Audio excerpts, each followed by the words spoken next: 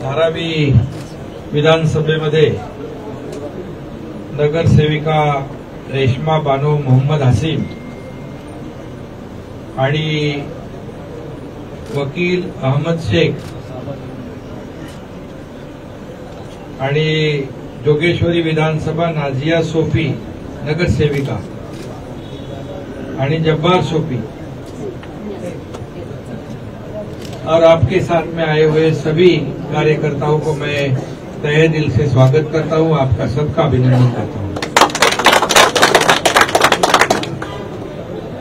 देखिए, 1 साल पहले हमारी सरकार स्थापित हुई।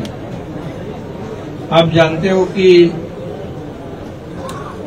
हमारी सरकार एक आम आदमी के लिए काम कर रही है।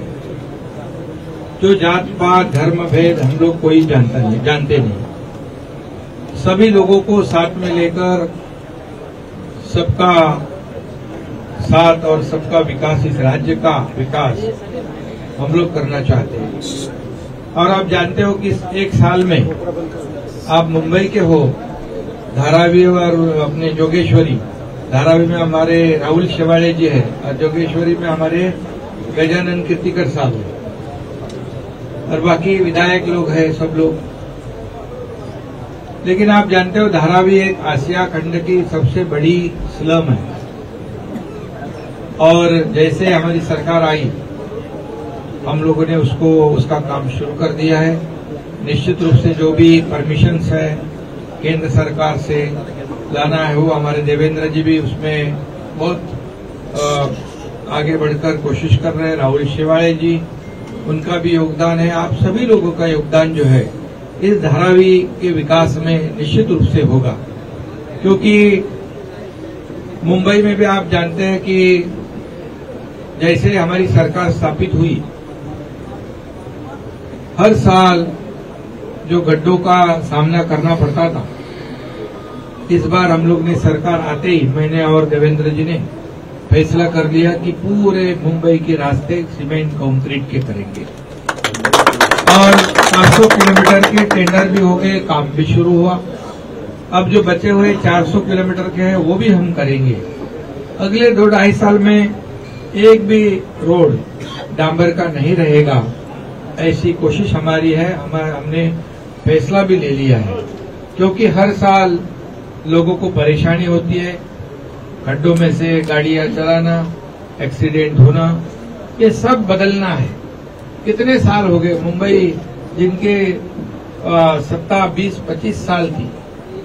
मैंने आयुक्त से कहा कि हर साल कितने पैसे खर्च करते हो खड्डे भरने के लिए, तो आज तक उन्होंने बताया कि 3,500 करोड़ रुपया आज तक खड्डे भरने के लिए खर्च किए अभी तक 15-20 साल में। तो फिर ये किसके लिए काम होता है?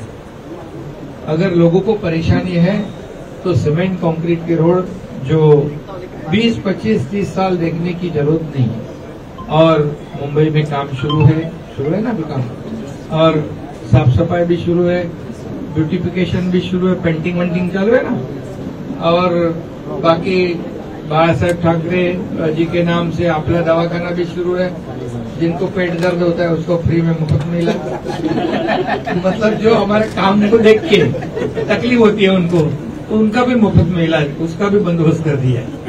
नाले सफाई के लिए कभी कोई मुख्यमंत्री आया था क्या? मैं खुद गया। मैं 24/7 काम करने वाले जैसे कार्यकर्ता आप लोग हैं, वैसे मैं भी हूँ। मैं भी जमीन से जुड़ा हुआ एक कार्यकर्ता हूँ और इसलिए जब हम खुद जाते हैं तो जो अधिकारी है, पूरी यंत्रणा जो सिस्टम है पूरी तरह अलर्ट हो जाती है और लोगों को जो रिलीफ चाहिए। आज हम लोग जानते हैं कि हर साल जहाँ जहाँ पानी भरता था, मुझे कई लोगों ने रिपोर्टिंग किया कि वहाँ पर इस बार तकलीफ कम है, क्योंकि जब मुख्यमंत्री खुद स्वयं जब लोगों में जाता है, लोगों से हालचाल पूछता है, तो पूरी तरह हमारी जो सिस्टम है वो काम पे लग जाती है। और मुझे क्या तकलीफ है जाने में? अगर मेरे मुंबई वासियों को अगर अच्छा विकास होता है, उनको उनकी तकलीफ दूर होती है, तो मुझे थोड़ी तकलीफ लेने में क्या तकलीफ है? इसलिए मैंने वो भी कर दिया। और आज हम लोग जानते देखते हैं कि जो झोपड़पट्टी पुनर्विकास का जो कुछ पेंडिंग है, जो कई प्रकल्प रुके पड़े हैं, उनको आगे बढ़ाना है। ये मुंबई से बाहर गया हुआ जो है मुंबई कर, उसको वापस मुंबई में लाना है। कब आएगा वो? जब उसके जो रुके पड़े जो प्रोजेक्ट है उसे हम आगे बढ़ाएंगे। हम लोगों ने फैसला लिया है, जैसे म्हाड़ा ये काम करती है, सिर्फ म्हाड़ा नहीं करेगी, MMRDA करेगी, सिडको करेगी, MSRDC करेगी, महाप्रीत करेगी, ऐसी गवर्नमेंट एजेंसी जो है ये सब प्रकल्प जो है आगे बढ़ाएगी, ताकि मुंबई में हर साल झोपड़पट्टी में जो बीमारियां होती है, जो हर साल खर्च करना पड़ता है, ये सब बचेगा और लोगों को अच्छा जीवन जीने का मौका मिलेगा। और इसलिए हम लोग कहते हैं कि ये सरकार जो है ये सर्व सामान्य लोगों के जीवन में बदलाव लाने वाली सरकार है। आप जानते हो, जब बाला साहब ठाकरे जी ने सरकार बनाया था उस वक्त तभी साबिर शेख मंत्री थे उस जमाने में। तो हिंदू मुस्लिम सिख ईसाई ऐसा कोई भेदभाव नहीं है। हम विकास को प्राधान्य देना चाहते हैं, विकास को आगे बढ़ाना चाहते हैं। और हमारी सरकार में भी आप जानते हो अब्दुल सत्तार मंत्री है, सरकार में हमारे साथ काम कर रहा है। उसके चुनाव क्षेत्र में मैं गया था, हजारों की तादाद में लोग रास्ते पे आ गए स्वागत के लिए। उसमें हिंदू थे, मुसलमान थे, सब थे। तो कैसे कुछ लोग ऐसे हमारे बीच में दरार पैदा करने की कोशिश करते हैं। हम देखो, सभी लोग हमारे देश, हमारे वतन की हिफाजत करना चाहते हैं, हमारे देश का सम्मान बढ़ाना चाहते हैं। तो हम सब लोग, हमारा मोटिव एक ही है, हमारा उद्देश्य एक ही है।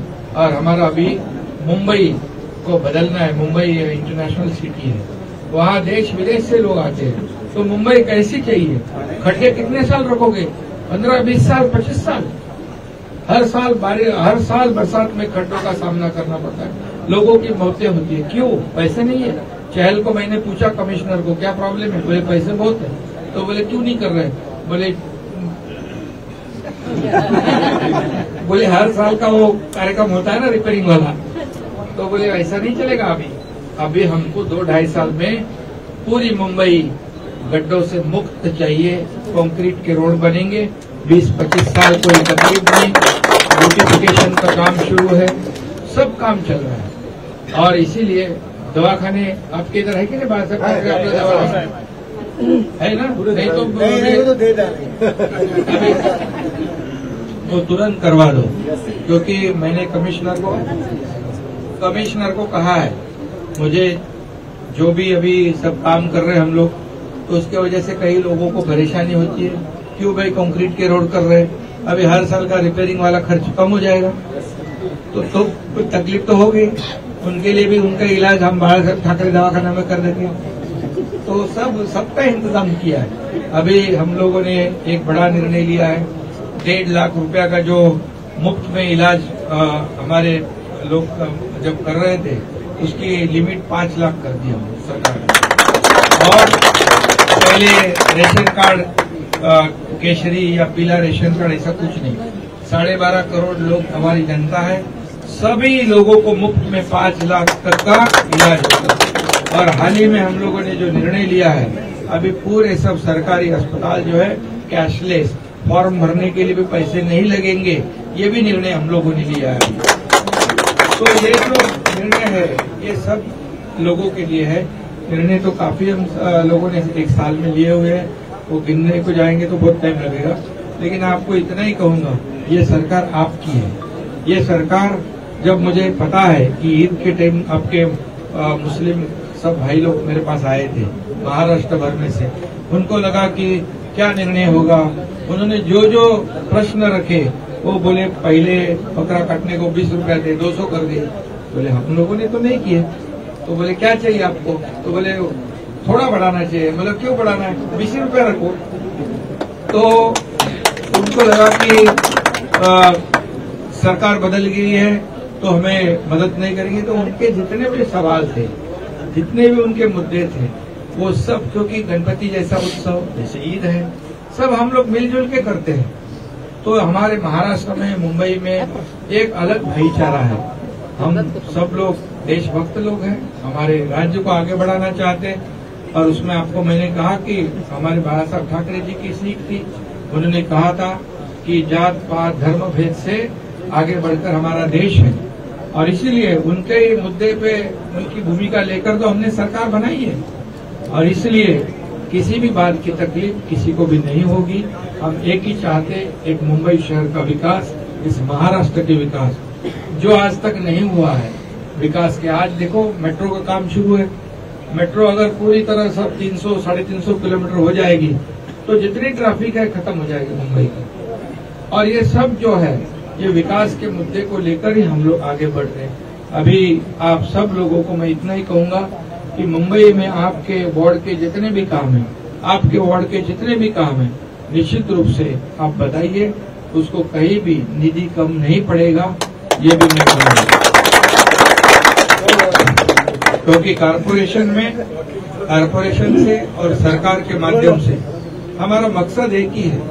जो लोग मुंबई वासी जो है कई प्रकल्प रुके पड़े हैं, मैंने अभी जैसे कहा कि हम आगे बढ़ाएंगे उसको, और हमारा व्यक्तिगत किसी भी तरह का स्वार्थ उसमें नहीं रहेगा। आप जानते हो कोविड के मामले में क्या क्या हो रहा है। जो पोस्ट कॉन्ट्रैक्टर थे कैसे थे, जिनके पास डॉक्टर नहीं थे उनको भी काम दिया गया था, वो अब सब आएगा। जो भी है लोगों के जान से खेलने का काम कोई भी करेगा तो उसको बख्शा नहीं जाएगा, इतना ही मैं कहता हूँ। और आप लोग जो विश्वास बताया है कि कितने बार देखिए, 2-2 बार चुन के आए ना आप लोग, तो आपको इतना ही मैं भरोसा दिलाता हूँ, जैसे भरोसा आपने रखा है तो भरोसे को हम नहीं तोड़ने देंगे, वो भरोसे को बरकरार रखेंगे। और वहाँ पर जो मुद्दे अपने विकास के मुद्दे हैं, जो वहाँ के वार्ड में जो आवश्यक बातें हैं, निश्चित रूप से वो हम करेंगे। अभी मुख्यमंत्री स्वयं मैं हूँ, मैं एक कार्यकर्ता के रूप में ही काम करता हूँ, और इसलिए आप चिंता करने की आवश्यकता नहीं। आपके जितने भी सभी कार्यकर्ता हैं, जब भी आपको कुछ भी तकलीफ हो जाए, कोई भी संकट आवे, कभी भी आप बिल्कुल अधिकार से आप कहिए, हम लोग आपके साथ हैं, इतने मैं कहूँगा। और सभी लोगों को फिर एक बार मैं बहुत बहुत शुभकामनाएं देता हूँ। धन्यवाद। एबीपी माझा, उघडा डोळे बघा नीट।